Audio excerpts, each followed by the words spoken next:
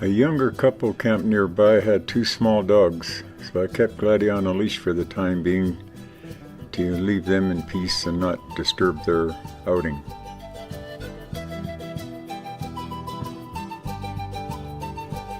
That little dog loves every kind of water I ever saw her get near, but show her a hose or a bath and she panics and goes and hides. Go figure.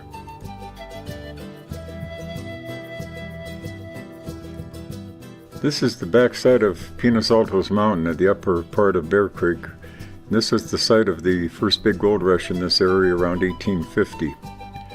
The placer miners gouged this down to bare rock back then, but up above it there are the remains of an old Indian ruin that are at least 500 years old. I ran into a fair amount of controversy over whether these were actually ruins or not. Some of the people I hiked with felt that this was just leftover rock piles from the placer mining, but I think in my eyes these are too high above the creek for that, and they're too regular. You can see now I'm walking up what used to be a wall, and you can see the room dividers, the hollows where rooms used to be, and it's fairly extensive. I don't really think the old placer miners would have been this far. And there's far too much debris on the ground to have accumulated in just 100 years or so. I'm sure this is centuries old. Music is Little Rocks on the Road by the San Juanitos Andean Flute Band. Very nice.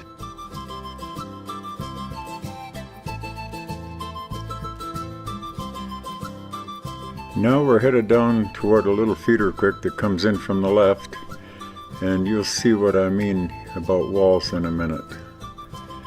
Coming along the base of this wall, you can see where someone quite a few years ago has cleared some of the debris out of the way.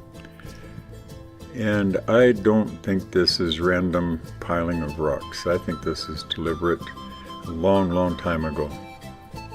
And in a second you'll see another patch of it too. Farther up this feeder creek, there are ruins of an old mining camp that's 100 to 130 years old. Whoever built that really did a job of work, so we're going to head up the stream now and go take a look at it. And Gladdy's real happy to lead the way.